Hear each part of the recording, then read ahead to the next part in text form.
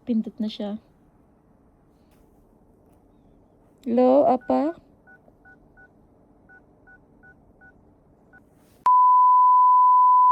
Guys, welcome to my YouTube channel, YT.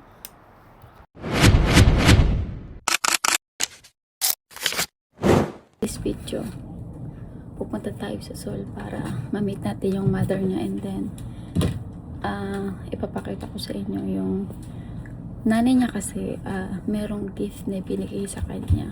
So kukunin natin yun. Kasi today is holiday para sa mga baby day. So this is my outfit.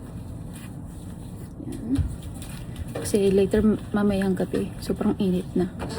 So papakita ko na lang sa inyo papunta dun, guys. Bye bye. Let's go to Harmony House. Kayna! Smile! Yun, diba? Wow. That's my baby boy. So here we go. Here we go! Mag-ama. Father and son. Dadadadang. Ang ganda ng labas. Diba? Ganda. Kitang-kita yung mountain. Kita rin yung dumi. Joke lang. Let's go. Family Kim.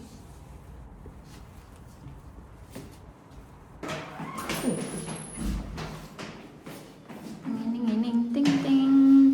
Tingining ting ting. Tininin tininin tininin tin tin. Okay na.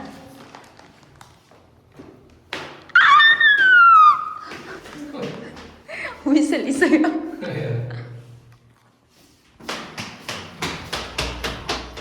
Ang batang makulit. Ang nanay na makulit. Wala, puki na nga sa pan ko. Wala. So, Kay na, ande. Kay. Kay.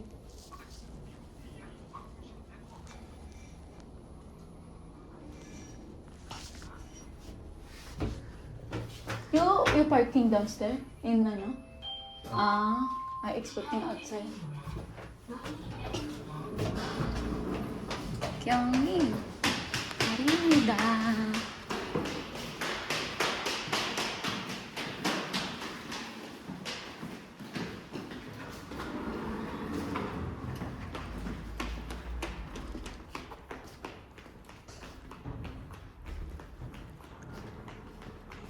You see that, my baby boy? Ayan yung parking area. Ang laki. Okay, now go. Trying tubusan. Zombie isa yun. Tiki-tiki-tik, tiki-tiki-tik. Tiki-tiki-tik, tiki-tiki-tik. Ala ka. Baby, careful. Isok ka. Yung parking.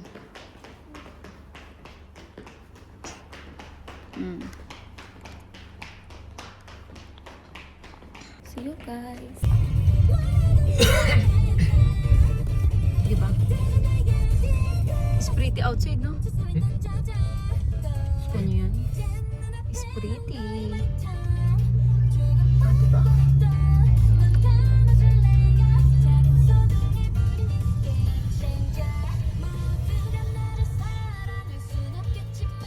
Baby hot? Sobrang init. Ganda ng araw.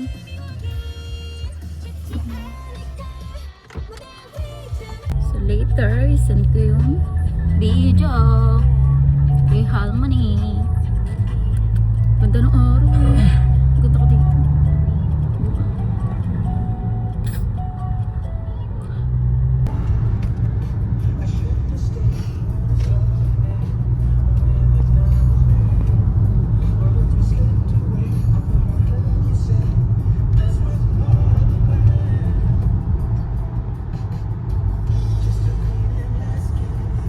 Ang ganda ng flowers.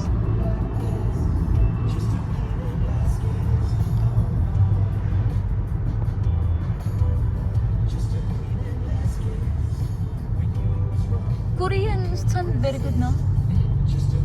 Because you see talaga like sun making changing and white. Very good talaga. Oo.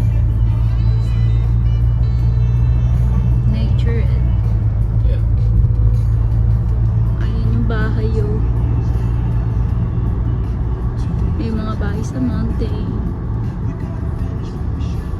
Isur pala Skechers outlet. Di ba Philippines sa'yo? Oh, same. Same price or more expensive? No, more cheap.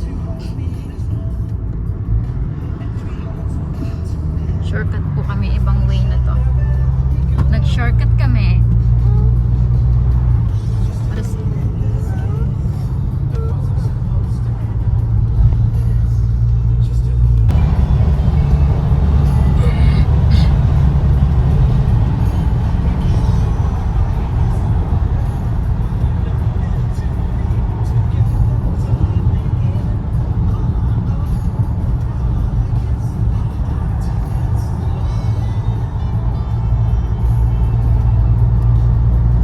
Spring.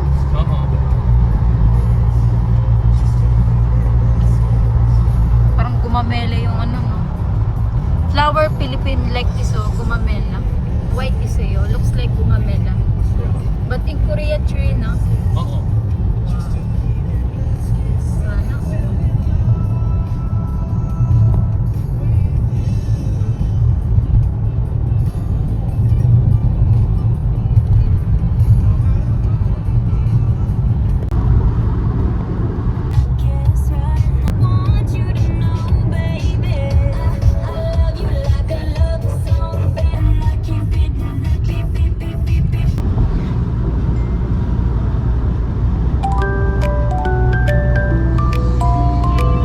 Nakarang araw kasi nalak ako ng pinto.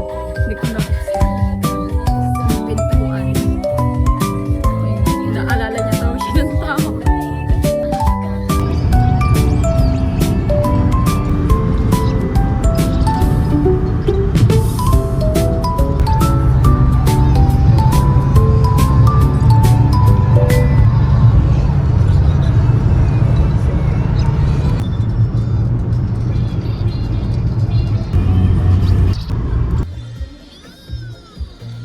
Ganda ng flood control oh.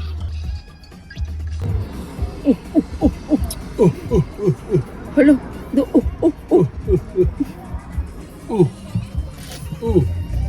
na husband ko.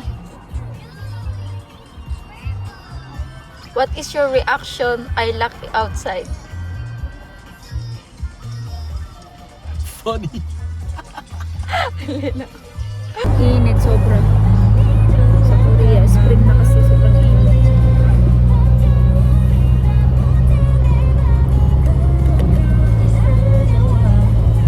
Kami muna ni Mr. Tutoy. Nagtanda kasi yung mama niya sa okay na. Or kasi pagkata yung baby. So,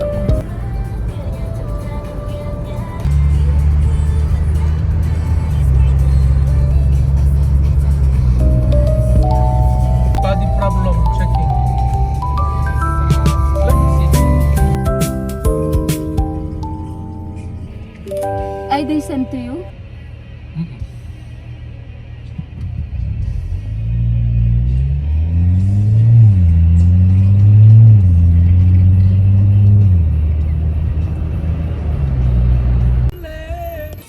Traffic sa Korea! Stoplight is sa'yo? Mm-mm. Sa Seoul na po kami.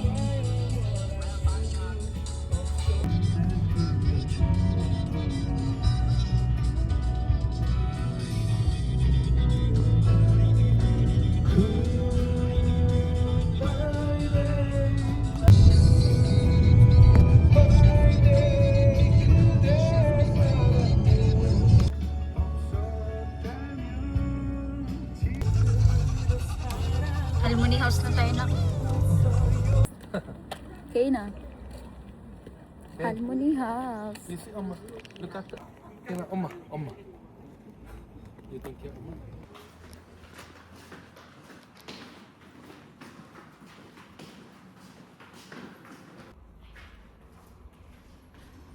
Where we go? Bye-bye.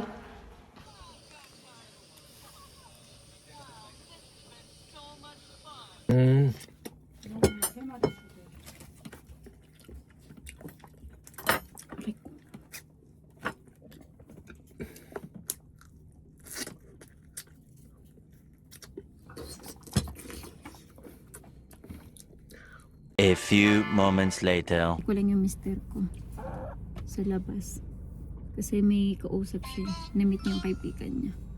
So kami ay pauwi na. Mamamahinga na. Hindi ko na rin naipakita yung kumain kami kasi yung bahay nila. Nandun yung father niya. So natutulog dahil ayaw nang maingay. Hindi naman sa ayaw ng maingay. Kumbaga, syempre, bilang respeto na lang din, di ba? Syempre, matanda na yun. Kailangan ng pahinga. Tsaka may sakit din. So, kumain lang kami doon sa bahay nila. Kasi ito pa, ang kulit-kulit. Ang batang makulit. Kasama pa kami baby. Sobrang kulit. So, hanggang doon na lang.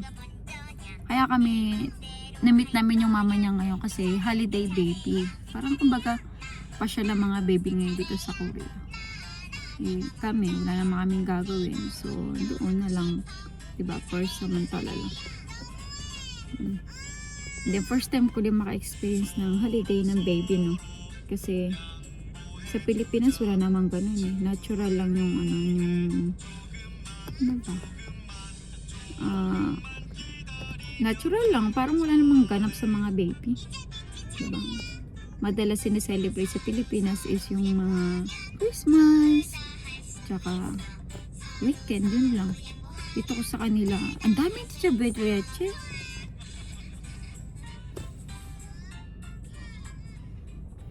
Ang daming ganap.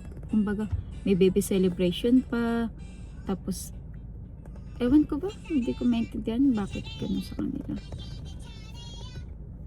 Ay, bahala sila sa culture nila. Ginoo.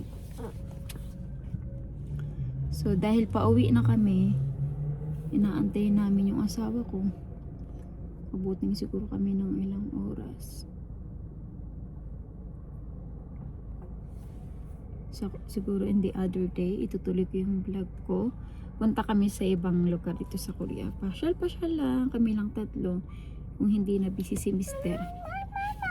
Say, Oma.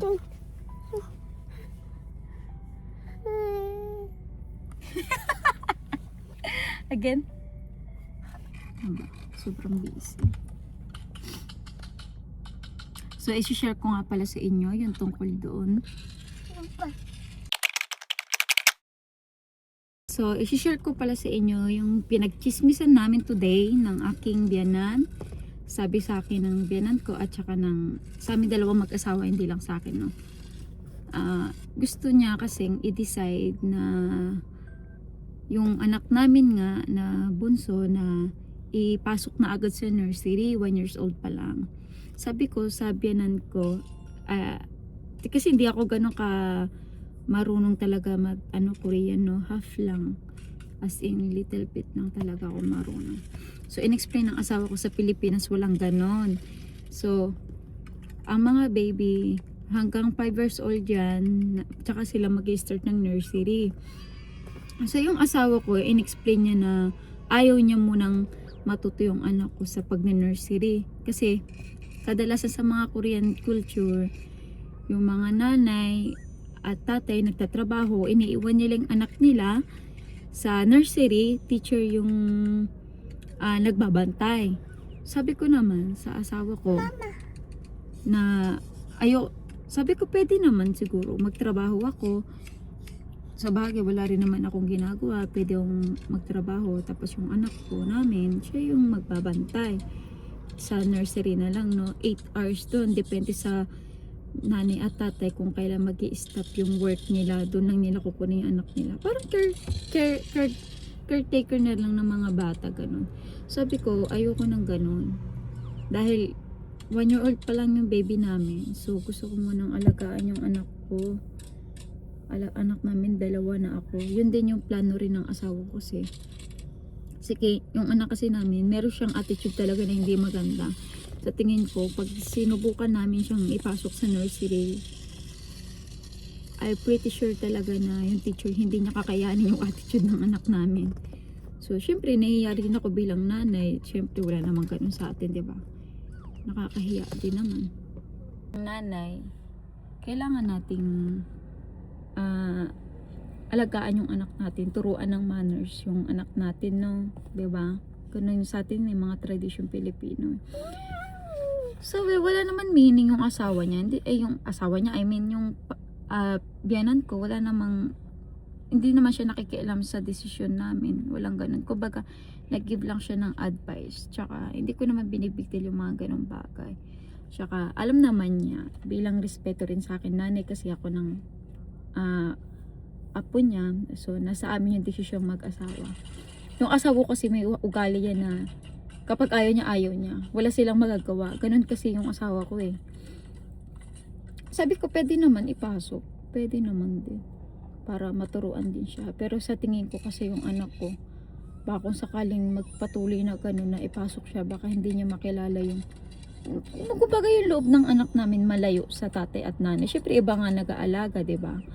Teacher ngayon nag-aalaga. So yun yung possible na mangyari kasi. Parang mapapalayo yung loob ng bata sa nanay tsaka sa tatay. Kasi may na-encounter na siyang ganun eh. Yung kaibigan niya na may anak na babae.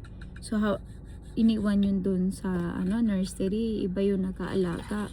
Parang laro-laro lang sila ganun. Iiwan mo lang, may dalang iwanan mo lang yung bag tsaka yung mga kailangan ng anak mo, iwan mo lang doon. Ganun yung nursery nila. Laro-laro lang. Tapos yung lumaki na yung anak nila, nagbago yung ugali, hindi na siya naging close sa nanay, tatay niya. Kasi siyempre, pareho nagtatrabaho. Parang yung nanay ayaw nila mag-alaga. Yun yung napapansin ko sa kanila. Ayaw nila mag-alaga sa anak nila. Mas gugustuhin na nilang iwan doon sa nursery. Tapos sila magtatrabaho. Parang gagawin nila yung gusto nila. Ganun. So, ang pangit, di ba? Siyempre, bilang tradisyon natin, isusundin natin yung talagang para sa kanila, di ba? Yun naman talaga sa Pilipinas, yung anak natin, inaalagaan natin. Once na maging 5 years old na yan, pwede na silang ipasok sa kinder or nursery. Di ba? Gusto ko kasi ako yung nag-aalaga ng anak ko sa ibang tao. Kasi ayoko mapala yung loob nila. Ganun yung ibig sabihin ng asawa ko. So yung biyanan ko, nagulat siya kasi ganun sa Pilipinas. Diba? So yun na lang siguro yung decision namin mag-asawa. Pero okay lang naman din sa akin. Kumane! Milk na. Nagutom na siya, kaya naiyak na. Nagwala kasi ito kanina eh. Sobrang wala niya. So, dito na yung asawa ko. Itutuloy ko na lang yung video pa uwi. Dahil nahiya din ako dahil may kasama siya. So, dito na lang guys. Bye-bye! 나가는데 이제 복도 아빠가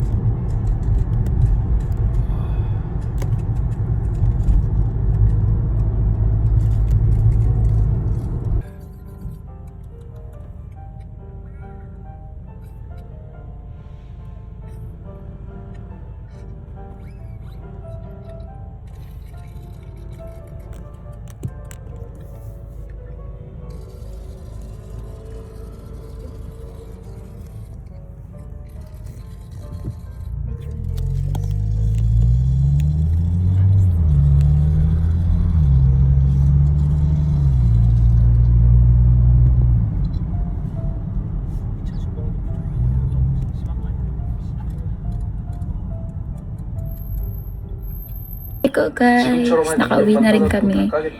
So, for today's is magpapahinga na sa bahay. Tsaka,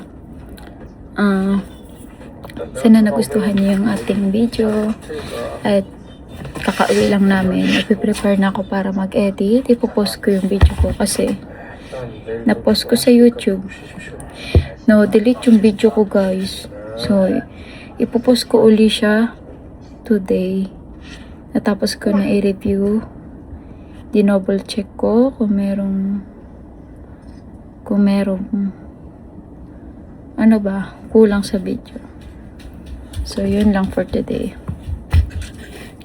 Diba? Wala namang ibang chismis. Kala lang.